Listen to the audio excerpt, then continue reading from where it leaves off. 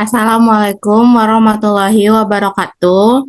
Kami dari kelompok 4 ingin mempresentasikan tentang matkul Sistem Informatika Akuntansi. Perkenalkan, nama saya Halimatus Sadia. Saya Imelda Jungtika Putri. Saya Labib Maya Tunanya. Saya Najmi Fatia Al-Fauzi. Saya Subhan. Saya Syifa Karina. Saya Sylvia Bunga. Saya Firgilani Aulia Anjali Suara.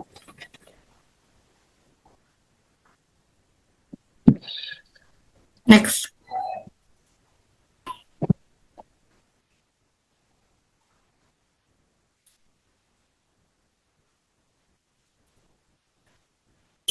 Materi yang akan dibahas, pertama, terkait siklus pengeluaran, pembelian, dan pengeluaran kas. Yang pertama, siklus pengeluaran.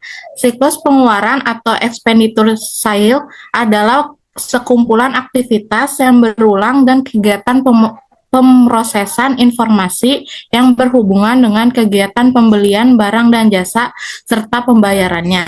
Tujuan utama dalam siklus pengeluaran adalah untuk meminimalkan total biaya perolehan dan pemeliharaan persediaan, perlengkapan, dan berbagai layanan yang diperlukan perusahaan untuk berfungsi.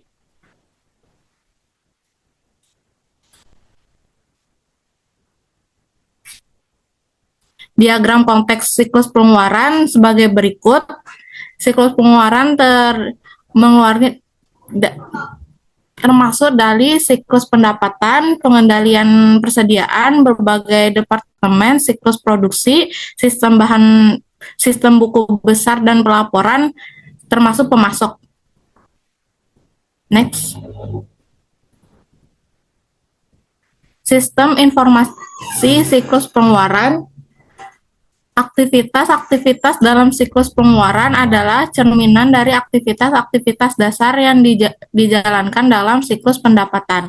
Hubungan erat antara aktivitas siklus pendapatan penjualan memiliki implikasi penting untuk mendesain sistem informasi kedua pihak.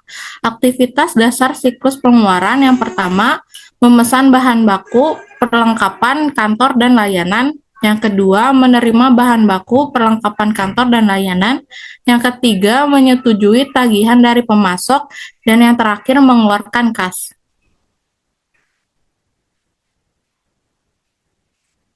Prosesnya, setiap departemen dapat mengirim permintaan untuk membeli barang. Setelah permintaan pembelian telah disetujui, sistem akan mencari file induk persediaan untuk mengidentifikasi pemasok yang cocok untuk barang tersebut.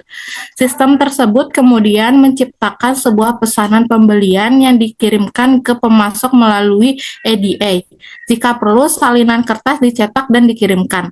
Departemen penerimaan memiliki akses ke file pesanan penerimaan terbuka, pembelian terbuka, sehingga ia dapat merencanakan dan memverifikasi validitas pengiriman. Bagian utang diberitahukan pesanan tersebut sehingga dapat merencanakan komitmen keuangan yang tertunda. Departemen yang menghasilkan permintaan pembelian juga diberitahu bahwa permintaannya telah disetujui. Ancaman dan pengendalian. Masalah-masalah utama siklus pengeluaran. Ancamannya, data induk yang tidak akurat atau tidak valid. Pengendaliannya, pengendalian integratif pemrosesan data, pembatasan akses terhadap data induk, tinjauan atas keseluruhan perubahan terhadap data induk, pemesanan, kekurangan dan kelebihan persediaan. Pengendaliannya, sistem persediaan perpetual. Kedua, kode bar atau label RFID. Yang ketiga, perhitungan persediaan fisik secara periodik. Penerimaan, menerima barang yang tidak dipesan. Mensyaratkan keberadaan pesanan pembelian yang disetujui sebelum menerima setiap pengiriman. Menyetujui faktur pemasok. Kesalahan dalam memposting ke utang. mengendalikan edit, entry data, dan merekonsiliasi data utang yang detail dengan akun kontrol buku besar umum. Pengeluaran kas membayar untuk barang yang tidak diterima, mensyaratkan bahwa seluruh faktur pemasok dicocokkan dengan dokumen pendukung yang diakui baik oleh penerima dan pengendalian persediaan, serta mensyaratkan tanda terima bagi biaya perjalanan.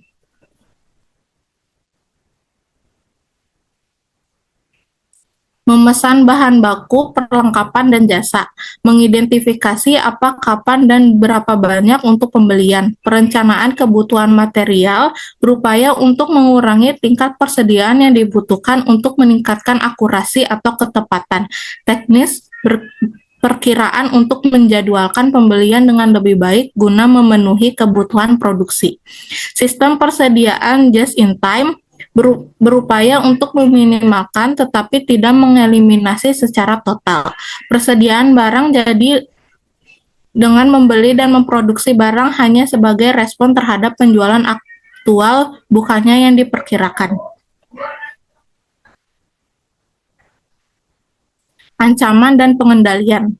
Ancamannya, kehabisan atau kelebihan persediaan, pengendaliannya, sistem persediaan perpetual, barcoding RFID, pemeriksaan fisik persediaan, membeli barang yang tidak dibutuhkan, catatan persediaan perpetual yang lebih akurat, review dan persetujuan permintaan pembelian, serta sertifikasi pengadaan, membeli barang dengan kualitas yang rendah. Pertama, gunakan pemasok yang sudah disetujui, review dan setujui pembelian dari pemasok baru, monitor kualitas barang dari pemasok, manajer pembelian bertanggung jawab atas barang yang dibeli di bawah standar kualitas.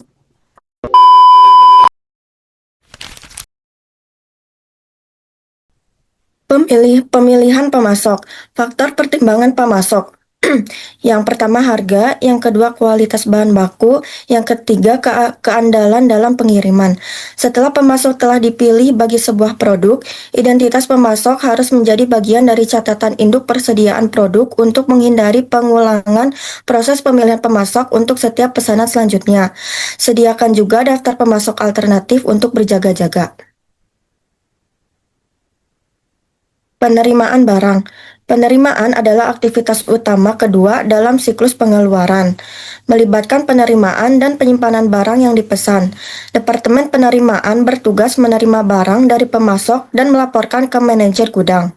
Sedangkan Departemen penyimpanan bertanggung jawab menyimpan barang dan melapor ke manajer gudang. Efisiensi dan teknologi. Yang pertama, menggunakan kode barang atau label RFID oleh pemasok membantu mempercepat perhitungan barang masuk tanpa menghilangkan pemeriksaan kualitas. 2. Teknologi seperti IDI dan sistem pelacakan satelit memungkinkan pemberitahuan pengiriman lebih awal dan pelacakan lokasi pengiriman secara real time, sehingga staf dapat mempersiapkan penerimaan dengan lebih efisien. Kemudian proses penerimaan yang pertama, petugas penerimaan memeriksa pengiriman dengan membandingkan nomor pesanan pembelian pada slip pemasok dengan PO asli. 2. Kualitas barang dihitung dan diperiksa kondisi fisik untuk mendeteksi kerusakan. 3. Laporan penerimaan dibuat mencatat detail pengiriman seperti tanggal, pemasok, nomor PO, jenis, dan jumlah barang. 4. Jika ada pembedaan kuantitas barang rusak atau kualitas buruk, Departemen Pembelian berkoordinasi dengan pemasok untuk penyelesaian, termasuk pembuatan memo debit untuk penyesuaian faktur dan pengembalian barang. Audit pemasok. Audit pemasok adalah alat kontrol untuk menilai efektivitas pengendalian pembelian dan mendeteksi potensi masalah seperti penyuapan, penagihan fiktif, dan ketidaksesuaian harga. Audit ini dapat menghasilkan penghematan besar dan membantu menjaga integritas proses pembelian. Proses penerimaan barang, ancaman, dan pengembalian. Ancaman pertama, menerima barang yang tidak dipesan. Pengendaliannya, otoritas pembelian dibutuhkan sebelum penerimaan barang. Ancaman kedua, salah menghitung barang. Pengendaliannya, barcode atau RFID, laporan penerimaan ditandatangani oleh petugas penerima barang dan tidak memberi tahu jumlah kuantitas yang dipesan. Ancaman ketiga, jasa tidak dikerjakan tetapi ditagih. Pengendaliannya, pengendalian atas penyelesaian jasa. Ancaman keempat, pencurian persediaan. Pengendaliannya, akses ke fisik persediaan dibatasi, dokumentasikan seluruh pemindahan persediaan, dan pemisahan tugas antara yang memesan, menerima, dan menyimpan barang.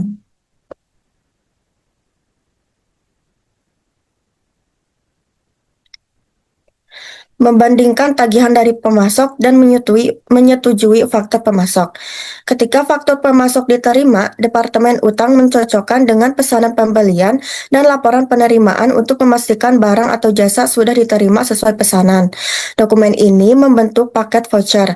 Setelah diverifikasi dan disetujui oleh pemberi persetujuan, faktur dapat dibayar. Ada dua cara memproses faktur. Yang pertama, sistem non-voucher, dan kedua, sistem voucher. Sistem voucher memiliki 3 keuntungan utama, yaitu mengurangi jumlah cek yang harus dihitung dengan menggabungkan beberapa faktur dalam satu voucher. Voucher sebagai dokumen internal yang diberi nomor untuk memudahkan pelacakan utang dan memisahkan waktu persetujuan faktur dari waktu pembayaran sehingga proses lebih terkontrol dan terdokumentasi.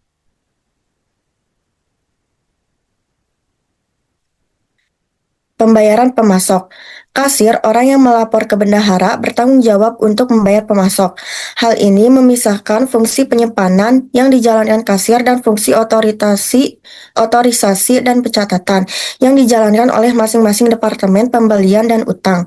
Pembayaran dibuat ketika utang mengirimkan kasir sebuah paket voucher. Meskipun banyak pembayaran terus dibuat dengan cek, penggunaan EFT dan FEDI semakin meningkat.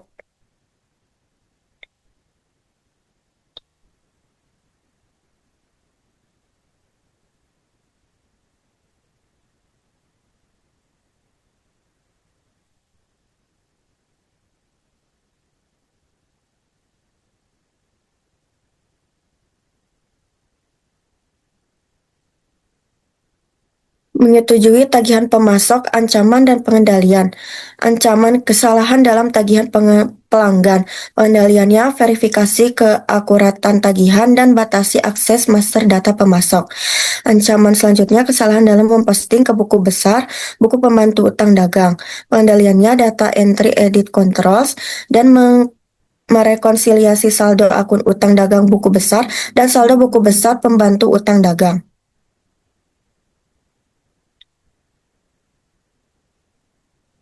Pengeluaran kas, ancaman dan pengendalian. Ancaman gagal memperoleh diskon. Pengendaliannya verifikasi keakuratan tagihan dan batasi akses master data pemasok. Ancaman selanjutnya membayar barang yang tidak diterima. Pengendaliannya tagihan disimpan sesuai tanggal jatuh tempo untuk memperoleh diskon. Ancaman ketiga, pembayaran ganda. Pengendaliannya membayar tagihan yang asli. Ancaman keempat, membayar barang yang tidak diterima. Pengendaliannya buku cek disimpan dengan baik, pemisahan tugas, dan membuat rekonsiliasi bank. Ancaman yang kelima, perubahan nilai pada cek. Pengendaliannya kertas atau tinta khusus. Ancaman yang keenam, permasalahan arus kas. Pengendaliannya anggaran arus kas.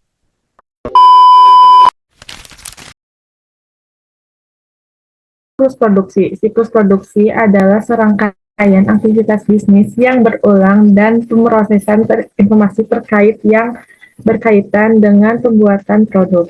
Tujuan utama dalam siklus produksi adalah mengubah bahan mentah menjadi barang jadi yang siap dijual, serta menyediakan informasi untuk perencanaan produksi dan persediaan yang efisien.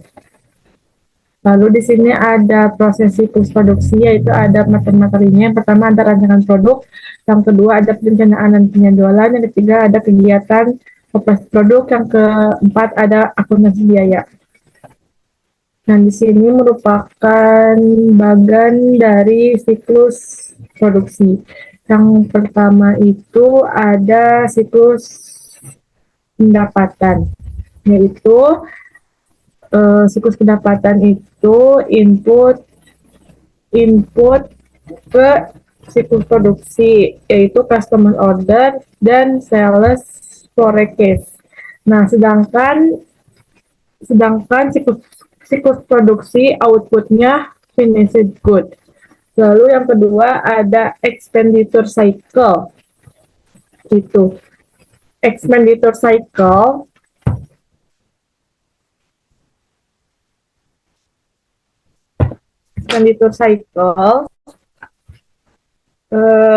ketika bagian produksi ingin memproduksi barang dan jasa memerlukan bahan baku, maka bagian produksi membuat dokumen yang disebut purchase requisition.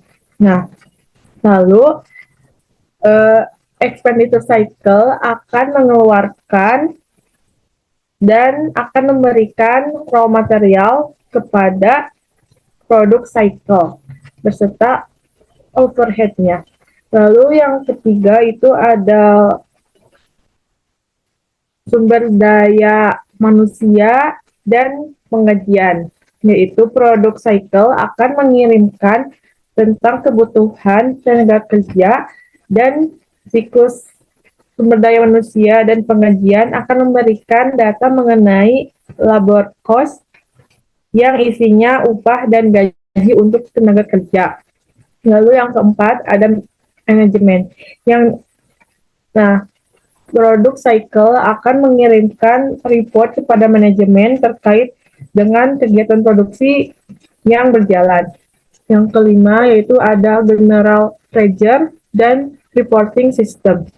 Produk cycle akan mengirimkan data mengenai cost of goods manufactured yang nanti akan dibuat menjadi beban penjualan dan nilai persediaan dalam laporan keuangan. Lalu di sini ada BFD level 0, yaitu proses siklus produksi, yang dimana ini tuh lebih jelas lagi terkait bagian-bagiannya. Yang pertama itu ada product design, yang kedua itu ada planning and scheduling, yang ketiga ada produk operation, yang keempat ada cost accounting. Di sini ada permasalahan umum, ancaman dan pengendalian. Yang pertama itu ancamannya master data tidak akurat dan sahih. Pengendaliannya yaitu pengendalian integritas pengolahan data, pembatasan akses ke master data, review perubahan pada master data. Yang kedua, ancaman yang kedua yaitu mengungkapkan informasi penting dan rahasia secara tidak sah. Pengendaliannya itu pengendalian akses dan enskripsi. Yang ketiga, ancamannya adalah kehilangan atau kerusakan data. Pengendaliannya itu adalah melalui proses backup dan pemulihan atas bencana. Lalu di sini ada proses siklus produksi bagian pertama, yaitu rancangan produk. Yaitu rancangan produk itu memiliki tujuan untuk menciptakan produk yang memenuhi kebutuhan pelanggan dalam hal kualitas, daya tahan, dan fungsional, sambil meminimalkan biaya produksi. Lalu yang kedua ada dokumen utama. Dokumen utama ini dibagi menjadi dua bagian. Yang pertama ada Bills of Material atau BOM, menentukan nomor bagian, deskripsi, dan jumlah setiap komponen yang digunakan dalam produk jadi. Yang kedua ada Operation List, menentukan urutan langkah-langkah dalam pembuatan produk, peralatan yang digunakan, dan estimasi waktu untuk setiap langkah. Lalu di sini ada dokumen sumbernya dari Bill of Material, yang dimana ini ada part number, deskripsi, terus ada kuantitas. Di sini ada siklus produksi, ancaman, dan pengendalian. Untuk ancamannya yang pertama ada data master yang tidak akurat atau sahih, desain produk yang buruk dan tidak efisien. Yang ketiga ada gangguan jadwal produksi. Yang keempat ada kehilangan data produksi. Yang kelima ada pencurian dan atau penyalahgunaan persediaan. Yang kelima ada biaya tidak tercatat dengan benar. Lalu yang pengendaliannya itu ada validasi data dan pembatasan akses, keterlibatan akuntan, analisis biaya manfaat. Terus ada perencanaan produksi yang akurat dan sistem monitoring. Yang keempat ada backup rutin, kontrol, akses, dan penggunaan server terpusat. Yang kelima ada pengawasan fisik dari dan sistem pengendalian persediaan berbasis IT. Yang keenam yang terakhir sistem akuntansi biaya terintegritas kontrol dokumen.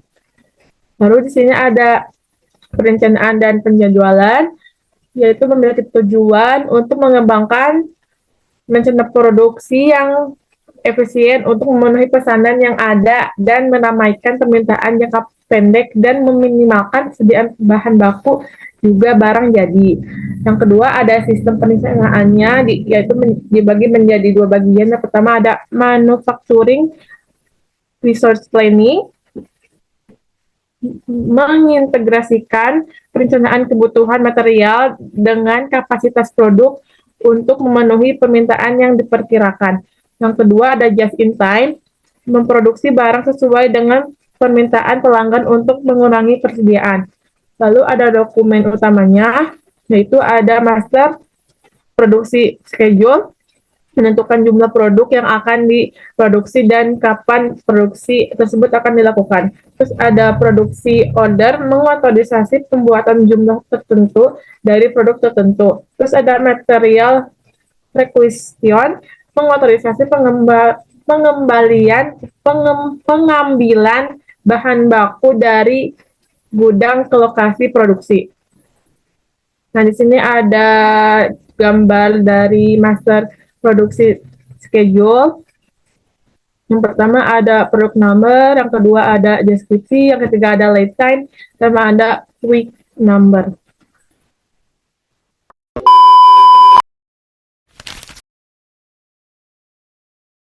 Ini ada diagram konteks siklus pengeluaran. Production order, ada nomor order, ada product number, ada deskripsi, ada production quantity, ada approved by, ada tanggal, ada workstation number, produksi operation number, quantity operation description, ada awal tanggal dan waktu, ada akhir tanggal dan waktu. Next.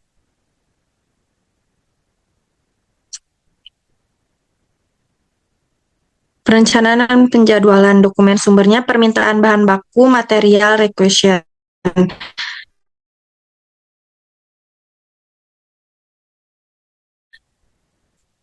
Ada cara penjumlahannya itu kuantitinya dikali unit cost. Hasilnya ada di total cost. Next.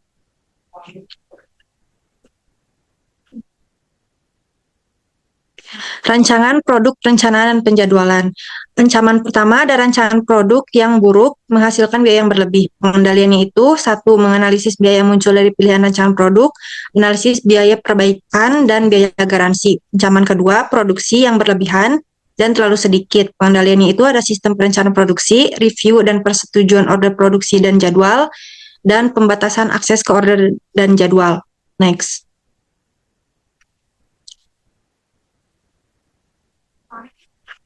Kegiatan produksi. Tujuannya itu melibatkan proses produksi aktual produk. Dokumen dan data terkaitnya itu pertama, bukti pengembalian barang gudang, formulir yang digunakan oleh fungsi produksi untuk mengembalikan bahan baku ke gudang. Lalu ada kartu jam kerja digunakan untuk mencatat jam tenaga kerja langsung yang dikonsumsi untuk memproduksi barang. Dan laporan produk selesai, membuat laporan untuk memberitahukan selesainya proses produksi. Kegiatan produksi. Ancaman pertama itu pencurian persediaan. Pengendaliannya itu pembatasan akses fisik ke persediaan, dokumentasi pergerakan persediaan, dan pemisah tugas antara yang menyimpan, mengotorisasi, dan yang mencatat. Ancaman kedua, pencurian aset tetap. Pengendaliannya itu yang pertama pembatasan akses ke aset tetap, lalu menjaga catatan tentang aset tetap termasuk pelepasannya. Ancaman ketiga, kinerja buruk. Pengendaliannya itu pelaporan kinerja dan meminta penawaran yang bersaing. Kegiatan produksi. Ancaman pertama, kehilangan persediaan atau aset tetap karena kebakaran atau bencana alam. Pengendaliannya itu asuransi dan pengamanan secara fisik. Ancaman kedua, gangguan pada kegiatan produksi. Pengendaliannya itu backup dan rencana pemulihan setelah bencana. Akuntansi biaya bertujuan menyediakan informasi untuk perencanaan, pengendalian, dan evaluasi kinerja operasi produksi. Metode penetapan biayanya itu terbagi menjadi dua, pada job order costing atau menetapkan biaya pada base produksi spesifik dan digunakan ketika produksi atau layanan yang dijual terdiri dari item yang dapat diidentifikasi secara terpisah.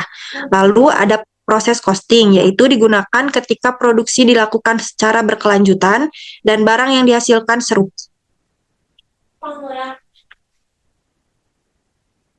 Sistem akuntansi biaya. Yang pertama, menyediakan informasi untuk perencanaan, pengendalian, dan mengevaluasian kinerja dari kegiatan produksi. Yang kedua, menyediakan data biaya yang akurat tentang produk-produk untuk digunakan dalam keputusan penetapan harga dan bauran produk. Yang ketiga, mengumpulkan dan memproses informasi yang digunakan untuk menghitung nilai pada persediaan dan beban pokok penjualan yang muncul dalam laporan keuangan perusahaan. Akuntansi biaya, ancaman pertamanya itu data biaya yang tidak akurat, pengendaliannya otomatisasi sumber data, pengendalian integritas pemrosesan data. Ancaman kedua, alokasi biaya overhead yang tidak tepat, pengendaliannya itu activity based costing. Ancaman ketiga, laporan yang menyesatkan, pengendaliannya itu ukuran-ukuran kinerja.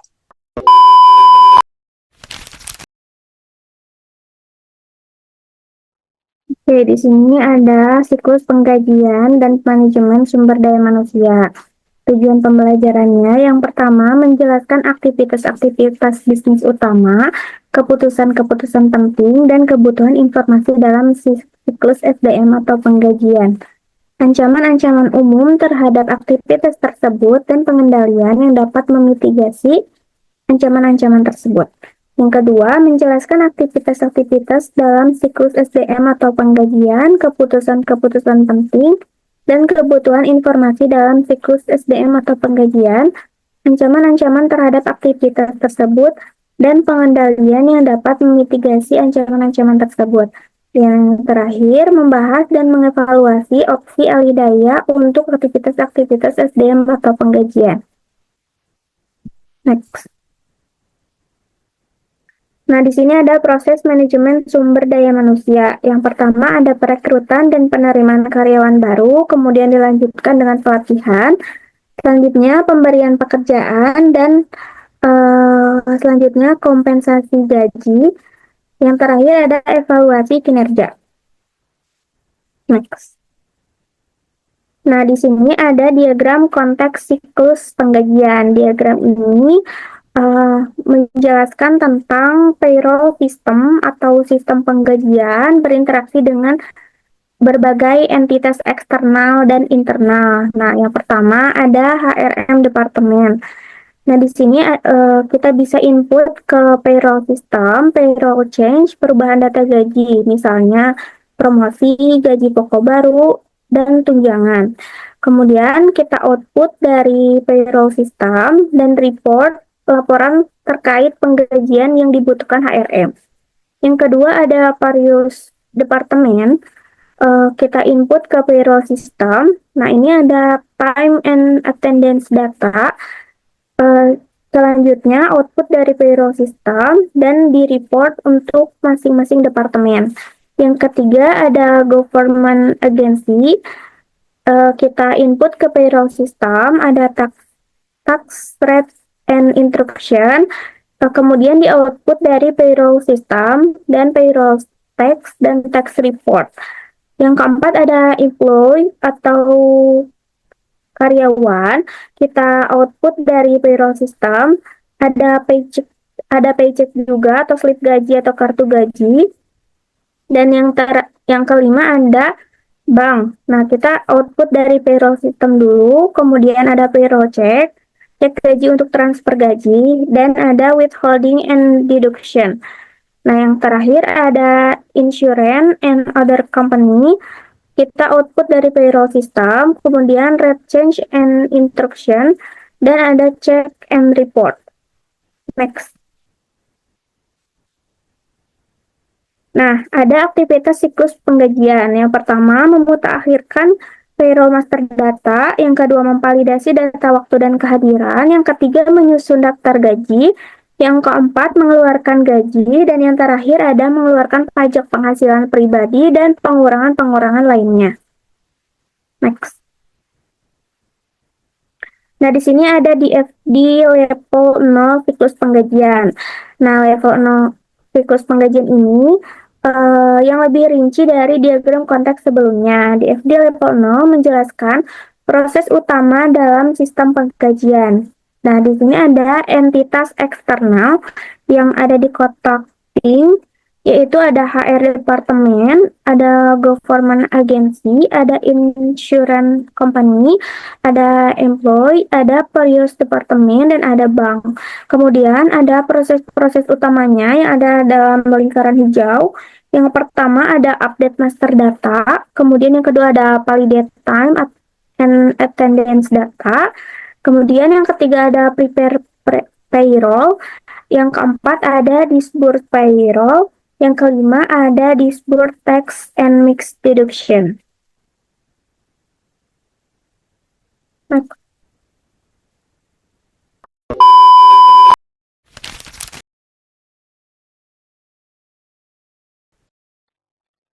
Selanjutnya di sini ada penyusunan daftar gaji, ada payroll register atau penyusunan daftar gaji. Yang pertama ada jam kerja, yang kedua ada tarif per jam, yang ketiga ada gaji kotor, yang keempat ada potongan pajak federal, terus ada VICA, terus selanjutnya ada pajak negara bagian, dan yang terakhir ada gaji setelah potongan.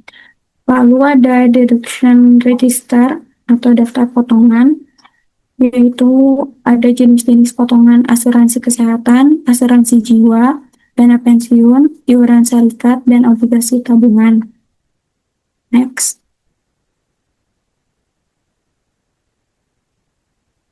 Selanjutnya, permasalahan umum SDM atau penggajian. Ancaman yang pertama yaitu data yang tidak akurat dan tidak sahih. Pengendaliannya yaitu dengan mengendalikan integritas pemrosesan data. Yang kedua, pembatasan akses ke master data. Dan yang ketiga, review perubahan-perubahan pada master data. Ancaman yang kedua yaitu pengungkapan informasi sensitif tanpa izin. Pengendaliannya yaitu dengan mengendalikan akses dan enkripsi. Ancaman ketiga yaitu kehilangan atau kerusakan data. Pengendaliannya yaitu dengan backup dan rencana pemulihan atas bencana. Dan yang keempat yaitu mempekerjakan karyawan yang tidak memenuhi syarat dan berbahaya. Pengendaliannya yaitu dengan prosedur rekrutmen yang kredibel. Ancaman yang kelima yaitu pelanggaran Undang-Undang Tenaga Kerja. Pengendaliannya yaitu dengan cara dokumentasi proses penerimaan dan selalu mempelajari hukum perburuhan.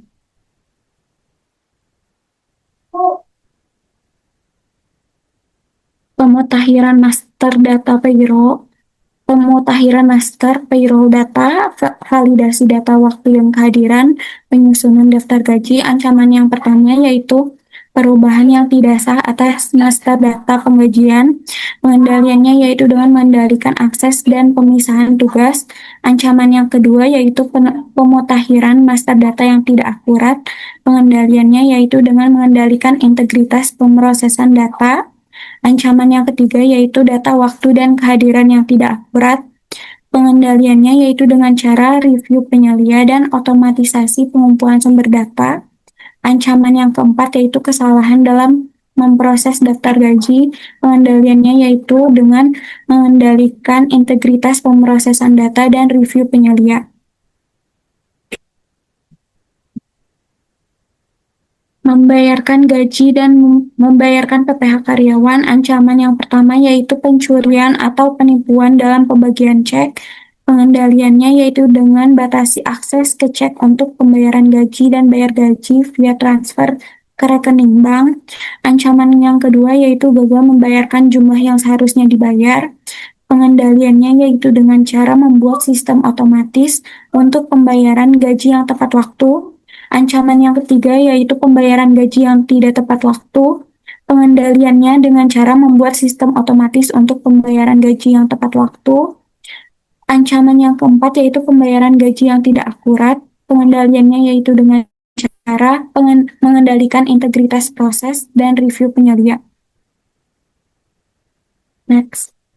Alasan untuk mengalihdayakan proses penggajian ada 3. Yang pertama yaitu mengurangi biaya atau biaya pemrosesan dan meminimalkan kesalahan. Yang kedua yaitu manfaat yang lebih besar. Dan yang ketiga membebaskan sumber daya komputer.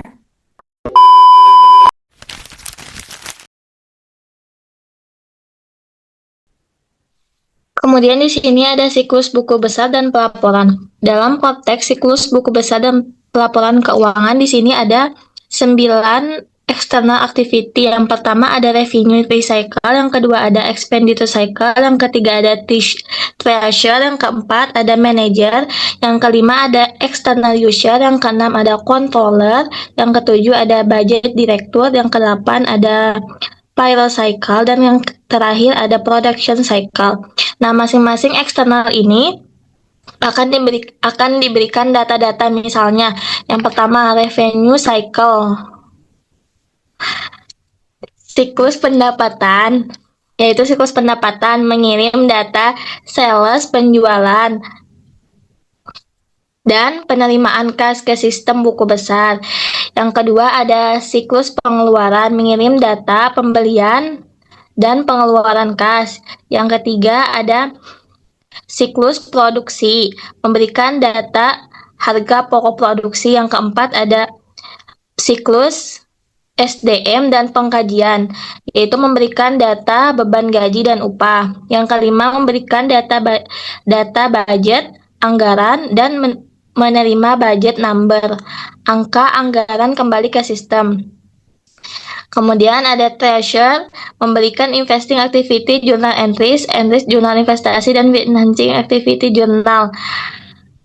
Terus ada keluaran dari sistem, ada reports atau laporan dikirim ke 3 bagian, yaitu manager, external user, pengguna eksternal, controller, pengendalian. Yang kedua ada menghasilkan adjusting entries penyesuaian berdasarkan kebutuhan laporan akurat. Kesimpulannya, diagram ini menunjukkan bahwa sistem buku besar mengintegrasikan semua data keuangan dari berbagai siklus, memungkinkan pembuatan laporan keuangan akurat dan terkini. Mendukung proses pengambilan keputusan oleh berbagai pihak eksternal maupun internal. Next. Kemudian di sini ada proses sistem buku besar dan pelaporan. Yang pertama ada memutakhir buku besar atau update buku besar general ledger. Yang kedua memposting atau memindahkan ayat jurnal penyesuaian. Yang ketiga menyusun laporan keuangan. Dan yang keempat menghasilkan laporan manajerial sesuai dengan yang dibutuhkan oleh manajemen dalam upaya membantu manajemen untuk mengambil keputusan. Next.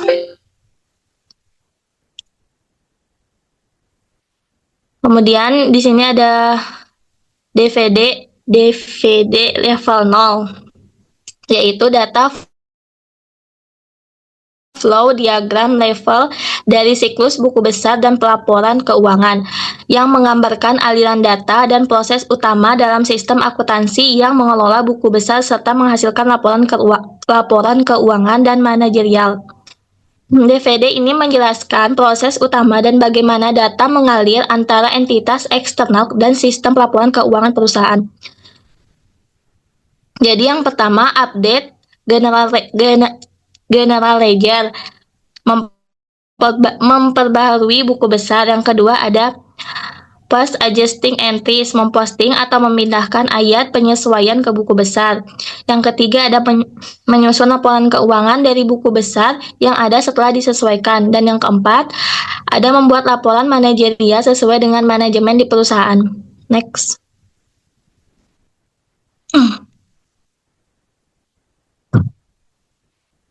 Di sini ada teknologi yang mempengaruhi pelaporan keuangan. Yang pertama ada pelaporan internal. Yang kedua ada Extensible Business Reporting Language, XBRL, secara khusus digunakan untuk mengkomunikasikan data keuangan yang diwajibkan oleh Security and Exchange Commission di Amerika, atau mungkin kalau di Indonesia OJK untuk perusahaan publik. Next.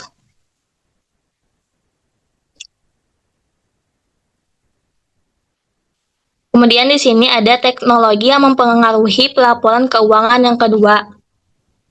Nah, dari dua gambar ini dapat menjelaskan penyusunan laporan keuangan dengan XBRL dan tanpa XBRL. Dari data tanpa XBRL, data dalam laporan bisa berbagai bentuk dalam bentuk teks, file, PDF, ataupun HTML. Nah, sebelum bisa digunakan oleh berbagai pengguna, itu harus diinput ulang karena yang bisa baca hanya manusia, tapi komputer tidak bisa membacanya, harus diinput ulang dulu baru kemudian diproses oleh komputer. Dengan XBRL, format laporan ini akan menjadi standar, hanya satu formatnya, kemudian langsung bisa diakses oleh komputer, kemudian diproses data dan memberikan laporan kepada penggunanya.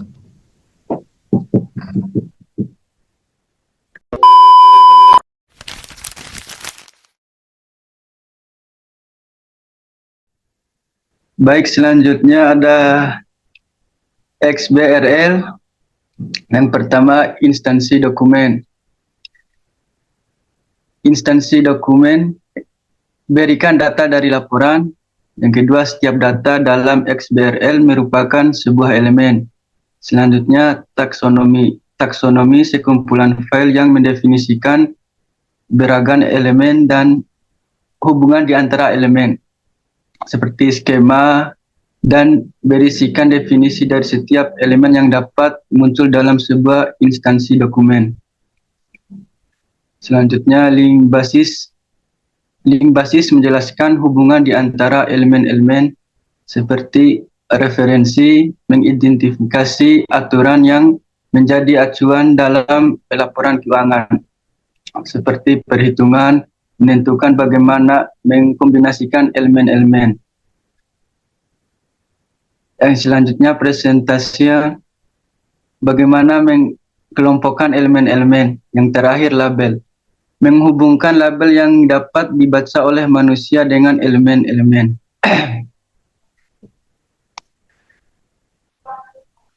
Selanjutnya, ancaman umum pada siklus buku besar dan pelaporan. Ada 3 ancaman. Yang pertama, data buku besar yang tidak akurat atau tidak sahih. Yang kedua, pengungkapan informasi yang sensitif secara tidak sah. Yang ketiga, kehilangan atau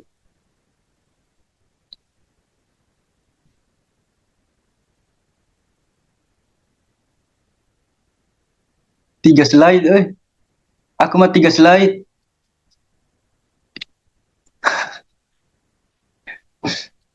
Yang ketiga, kehilangan atau kerusakan data. Selanjutnya, pengendalian. Yang pertama, pengendalian integritas pemrosesan data.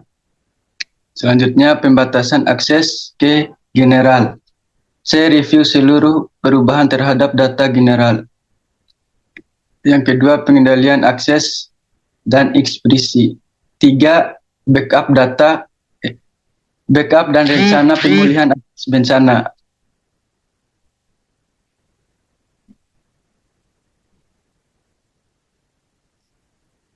Selanjutnya, memutakhirkan buku besar. Ada 2 ancaman. Yang pertama, pemutakhirikan pemutakhirkan penyesuaian yang tidak akurat. Yang kedua, pencatatan ayat jurnal yang tidak sah. Selanjutnya, pengendalian.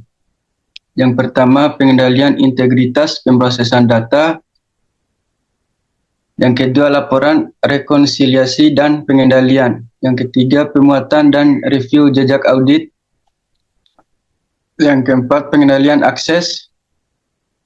Yang keempat, laporan rekonsiliasi dan pengendalian. Dan yang terakhir, pemuatan dan review jejak audit.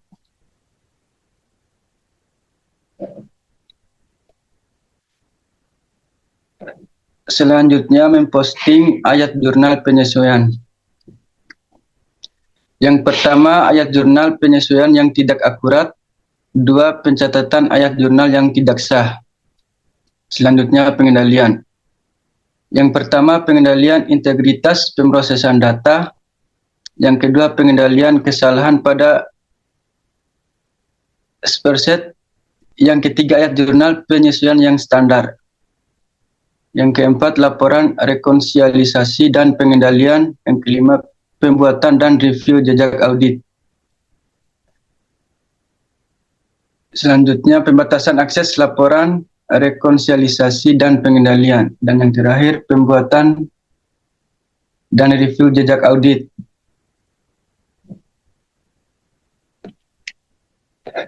Yang terakhir, penyusunan laporan keuangan dan laporan manajemen. Yang pertama, laporan keuangan yang tidak akurat. Yang kedua, laporan keuangan yang tidak menipu. Dan yang ketiga, laporan keuangan, laporan manajemen dan grafik yang dirancang dengan buruk. Selanjutnya, pengendalian. Pengendalian integritas pemrosesan. Yang kedua, gunakan perangkat lunak akuntansi. Yang ketiga, pelatihan dan pengalaman dalam merupakan IFRS dan XBRL. Audit atas laporan keuangan. Dan yang kedua, audit atas laporan keuangan. Tiga, responsibility accounting. Selanjutnya, balance spreadsheet. Yang terakhir, pelatihan pada pembuatan grafik dan laporan yang tepat. Udah.